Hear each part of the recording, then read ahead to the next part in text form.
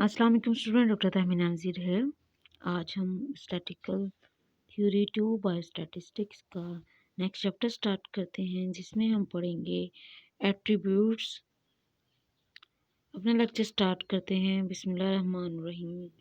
हम पढ़ेंगे आज का जो बेसिकली हमारा टॉपिक है वो testing of hypothesis independent of attributes. आपने लास्ट टाइम हमने बहुत से चैप्टर्स ऐसे देखे हैं जिसमें हम अपने हाइपोथेसिस को टेस्ट कर रहे थे। आज हम एट्रीब्यूट्स से इंडिपेंडेंटली किस तरह हाइपोथेसिस को टेस्ट किया जाता है, इस मेथड को देखेंगे। आपका लेक्चर 18 है, सब्जेक्ट बाय स्टैटिस्टिक्स। ठीक है, तो आज का आपका जो बेसिक टॉपिक है वो क्या था कि एट्रीब्यूट्स से इंडिपेंडेंट होके हम किस तरह हाइपोथेसिस को टेस्ट करते हैं। तो सबसे पहले हमने देखना है कि एट्रीब्यूट्स हैं क्या बेसिकली। एट्रीब्यूट्स का अगर लफ्ज़ी मतलब देखा जाए तो इसका मतलब होता है खुसूसियात। ठीक है, तो एट्रीब्यूट्स स्टैटिकल में किस तरह से डिफ़ाइन की जाती हैं। Attributes are those characteristics which can't be measured numerically। वो वैल्यूज़ जिसको हम कोई न्यूमेरिकल वैल्यू नहीं दे सकते, जिसको हम न्यूमेरिकली मेजर नहीं कर सकते, उन वैल्यूज़ को हम एट्रीब्यूट्स बोलते हैं। ये क्वालिटेटिव वैल्यूज़ होती हैं, जैसे कि क्वालिटेटिव जो किसी क्वालिटी को प्रेजेंट करें, जैसे कि colour, beauty, marital status, poor, rich. ठीक है, तो ये जो चीज़ें हैं ये आपकी आप जो किसी भी इंडिविजुअल की एट्रीब्यूट्स के बारे में बताती हैं। ठीक है, तो एट्रीब्यूट्स वो समझें कि वेरिएबल्स होते हैं जो कि क्वालिटेटिव इन नेचर होते हैं। ठीक है, हम उसको न्यूमेरिकली डिफाइन नहीं कर सकते, हम उसको क्वांटिटेटिवली डिफाइन नहीं कर सकते ना। हाँ, हम उसको हाइपोथेटिकली कोई न्यूमेरिकल वैल्यूज़ दे सकते हैं, जैसे कि 0, 1, 2। हमने लास्ट लेक्चर्स में पढ़ा था कि जब हमने क्वालिटेटिव वेरिएबल्स को टेस्ट करना होता है तो हम उसके लिए चाय स्क्वायर टेस्ट परफॉर्म करते हैं। ठीक है, चाय स्क्वायर टेस्ट के लिए हमारे पास पूरा लेक्चर मौजूद है।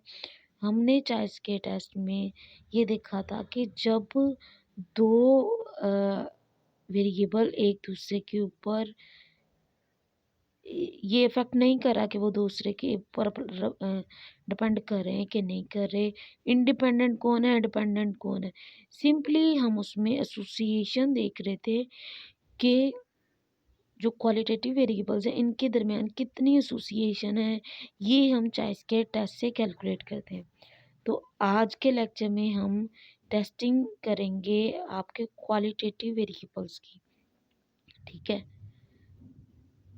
तो अगर हम एक एग्जांपल लें, एग्जांपल में हम ये testing hypothesis of independence between attributes, हम दो एट्रीब्यूट्स के दरमियान देखना चाहते हैं कि उसकी इंडिपेंडेंस कितनी है, किस हद तक वो एक दूसरे से इंडिपेंडेंट है। तो उसको देखने के लिए एक एग्जांपल है, a public opinion poll served a simple random sample of 1000 voters. 1000 voters हैं आपके पास, दो जेंडर्स हैं, मेल और फीमेल, जिन्होंने रिस्पोंड करना है, और जिनको उन्होंने वोटिंग करनी है वो तीन पार्टीज हैं, रिपब्लिशियन, डेमोक्रेट और इंडिपेंडेंट। ठीक है, तो इन सारे पार्टीज के मेल और फीमेल ने जो वोटिंग की है वो रोज और कॉलम में बताई गई। अब एक जो कॉलम है उसमें मेल, फीमेल और टोटल नंबर ऑफ मेल और फीमेल दोनों के बारे में बताया।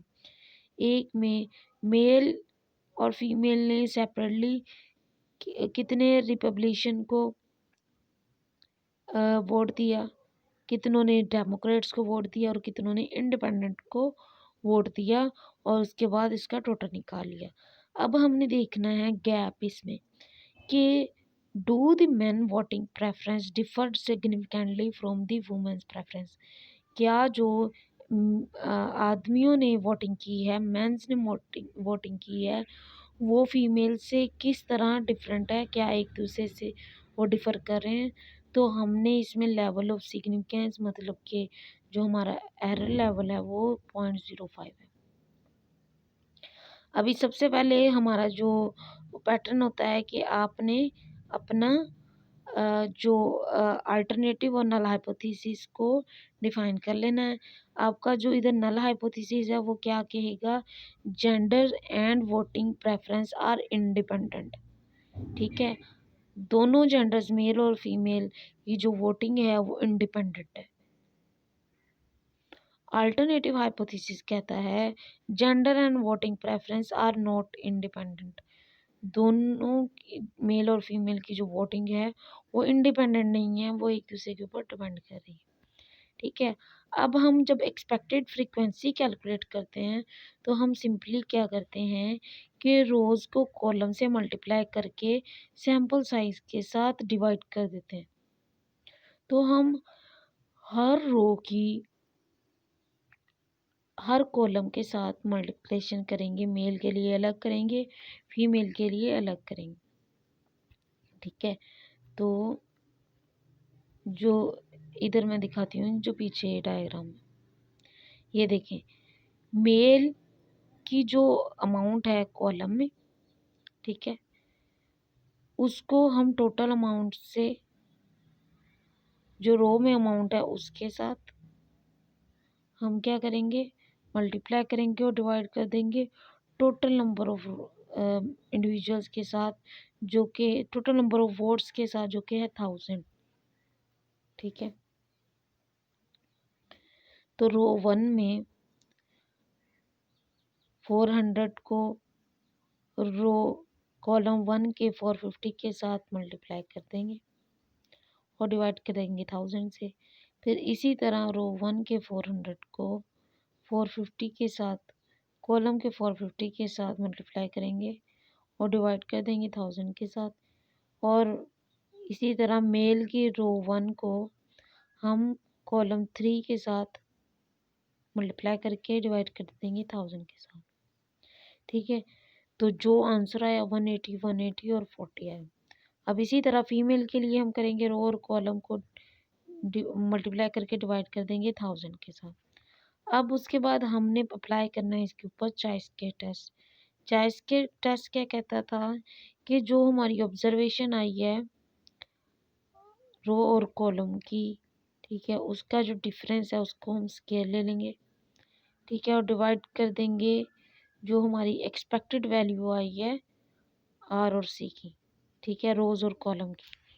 तो चॉइस के टेस्ट क्या है, X square is equal to summation O observed R C minus expected R C का स्केयर, उसको हम डिवाइड कर देंगे एक्सपेक्टेड आर सी के स्केयर के साथ। ठीक है, तो ये आपकी वैल्यूज़ हैं। 180 जो आपने ऑब्जर्व वैल्यू की वो कितनी ऑब्जर्व थी आपकी पीछे वैल्यू, मेल में 200 ऑब्जर्व वैल्यू थी। ठीक है, तो हमने यहाँ 200 पुट किया ऑब्जर्व वैल्यू में, माइनस किया जो हम हमारे पास कैलकुलेशन के बाद आई। ठीक है,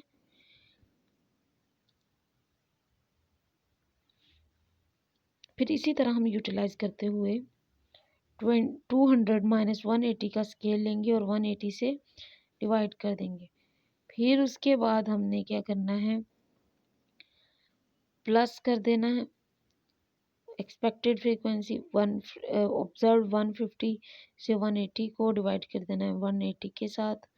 तो इस तरह हमारे पास जो वैल्यूज़ आएंगी सबको हमने सम अप करते जाना है, क्योंकि हमारे पास ज़्यादा वैल्यूज़ हैं। सबको सम अप करते हुए एक्स के निकाल लेना है, 16.2 आएगा एक्स के, चाहे स्केयर की वैल्यू 16.2 आएगी। ठीक है, तो जो आपका क्रिटिकल रीजन है वो किस तरह डिफाइन होता है कि जो critical region for independent attributes lesser और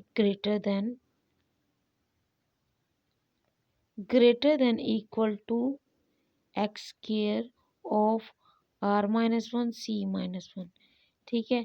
तो आपकी जो एक्स स्क्वायर की वैल्यू है वो 16 है, तो हम उसके लिहाज से क्रिटिकल रीजन को पॉजिटिव डिफाइन करेंगे, ठीक है।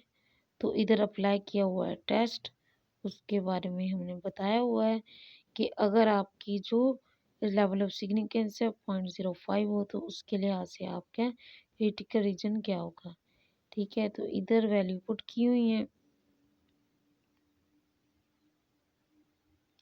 ये पूरा डिस्ट्रीब्यूशन टेबल है।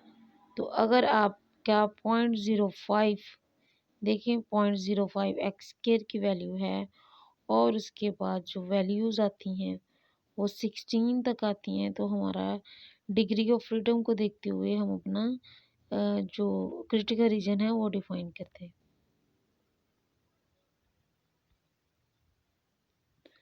तो आपका जो क्रिटिकल रीजन है वो कितना आ रहा है 5.991।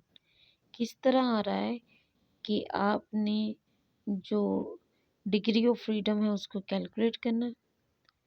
आपका जो सिग्निफिकेंस लेवल है 0.05 है, डिग्री ऑफ फ्रीडम क्या था रो-1 कॉलम -1, तो रोज की नंबर ऑफ रोज कितने, नंबर ऑफ कॉलम्स कितने, इसको हम -1 से डिफरेंस ले लेंगे और जो वैल्यू आएगी वो 2 आएगी।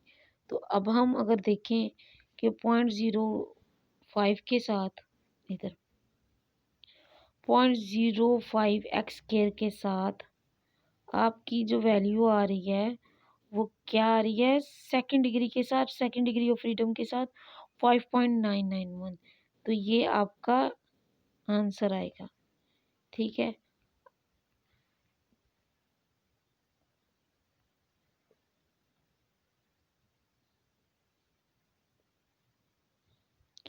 आप testing hypothesis of independence between attributes, तो ये हमारा क्वेश्चन था।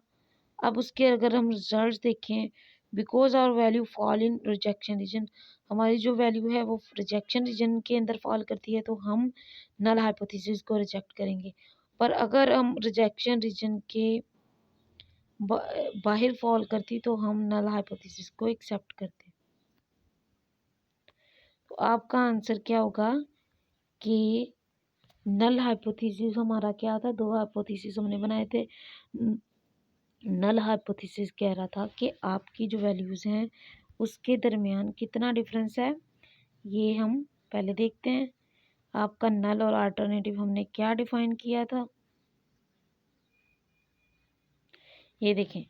आपका जो नल हाइपोथेसिस था वो कह रहा था gender and voting preference are independent, जबकि जो अल्टरनेटिव हाइपोथेसिस था वो ये कह रहा था कि gender and voting preference are not independent. तो आपकी जो वोटिंग प्रेफरेंसेस हैं वो इंडिपेंडेंट हुए हैं, तो इस बात को हम डिनाई कर रहे हैं क्योंकि जो हमारे रिजल्ट्स आए हैं वो अल्टरनेटिव हाइपोथेसिस को सपोर्ट करें। और अल्टरनेटिव हाइपोथेसिस क्या कह रहा है कि जेंडर और जो उसकी वोटिंग प्रेफरेंसेस है वो इंडिपेंडेंट है, ठीक है। तो हम जो सिंपली इसको कैलकुलेट करेंगे, अगर आपको ये समझ आई है तो ठीक है, हम इसको यूज़ करेंगे। अदरवाइज़ मैं इसको आप इसको हम बोर्ड के ऊपर, वाइट बोर्ड के ऊपर कर लेंगे जब फिज़िकल क्लासेस स्टार्ट हुई।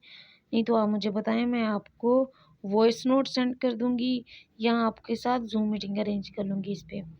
अच्छा, डिग्री ऑफ फ्रीडम क्या होता है, नंबर ऑफ रोज से हम माइनस कर देते हैं नंबर्स ऑफ कॉलम को। तो इधर देखें, आपका जो क्वेश्चन था नंबर ऑफ रोज कितने हैं 2, ठीक है। नंबर ऑफ कॉलम कितने हैं 3, तो हमारे पास number of rows number of rows 2-1, ठीक है। और नंबर ऑफ कॉलम क्या आएगा 3-1। 2-1 आंसर, 3-1 2 आंसर, दोनों को मल्टीप्लाई करेंगे आपस में तो डिग्री ऑफ फ्रीडम आपके पास कितनी आएगी 2 आएगी। तो 2 डिग्री ऑफ फ्रीडम को हम जब कैलकुलेट करते हैं अल्फा एरर के साथ, लेवल ऑफ सिग्निफिकेंस के साथ, तो हम इस टेबल को यूज़ करते हैं जो चाई स्क्वायर के लिए है, ये 5.991 है, ठीक है। तो अगर फ़र्ज़ करें डिग्री ऑफ फ्रीडम 3 होती तो आपका एक्स स्क्वायर जो है, जो आपका चाइस स्क्वायर टेस्ट है 0.0 लेवल ऑफ सिग्निफिकेंस के साथ 7.8 होता। और अगर आपका डिग्री ऑफ फ्रीडम 4 होता तो आपका जो एरर 0.05 को देखते हुए जो डिग्री ऑफ फ्रीडम है उसका आंसर 9.48 होता। ठीक है, और अगर 5 डिग्री ऑफ फ्रीडम होता तो आपका जो चाइस स्क्वायर का रिजल्ट है 11.07 होता। ठीक है, अब इधर बात कर जो क्रिटिकल रीजन है उसको शेडेड एरिया से शो किया हुआ। जब ये शेडेड एरिया के अंडर वैल्यू आएगी तो हम नल हाइपोथेसिस को एक्सेप्ट करेंगे, और अगर ये शेडेड एरिया से वैल्यू चेंज हो जाएगी तो हम उसमें अब अल्टरनेटिव हाइपोथेसिस को एक्सेप्ट करेंगे। तो ये वैल्यूज़ कैलकुलेट की हुई हैं कि आपके जो एक्स स्क्वायर की वैल्यू है ग्रेटर देन है अल्फ़ा के, तो इस वजह से हमारा जो ग्राफ होगा वो पॉजिटिव टेल्ड ग्राफ होगा, राइट टेल्ड ग्राफ होगा।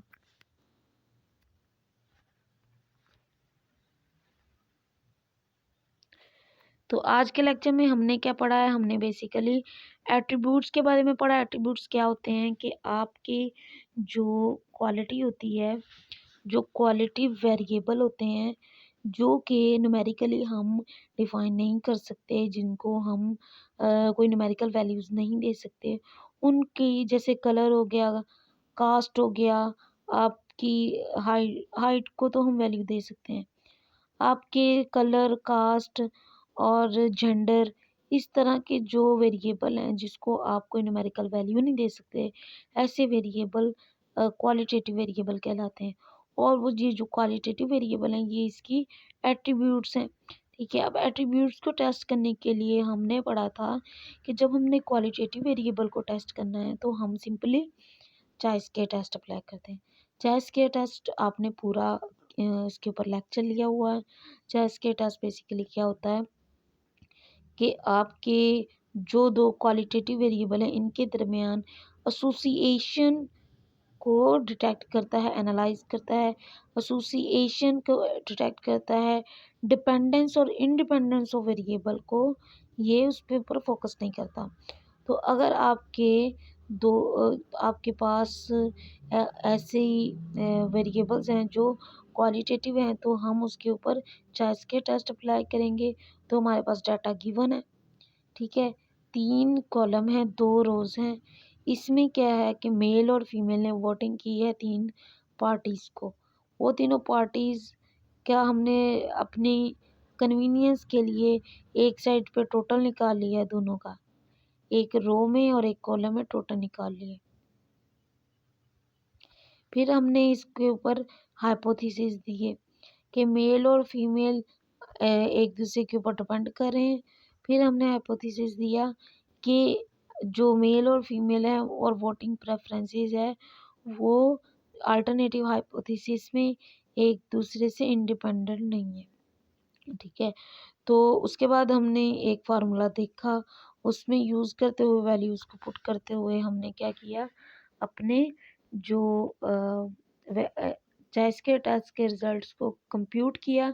जो रिजल्ट आया उसकी वैल्यू क्या आई, आपके रिजेक्शन रीजन में, because our values fall in rejection region, हमारी जो वैल्यूज़ हैं वो रिजेक्शन रीजन में फॉल कर रही थी। तो हमने क्या किया, नल हाइपोथेसिस को रिजेक्ट कर दिया। ठीक है, और अगर हमारी वैल्यूज़ रिजेक्शन रीजन के बाहर होती, ठीक है, तो हम उसमें क्या करते, अपने नल हाइपोथेसिस को एक्सेप्ट करते। ठीक है, तो ये था आज का लेक्चर। कोई क्वेश्चन क्यूरी हो तो आप मुझसे पूछ सकते हैं। Thank you so much. अल्लाह हाफिज़।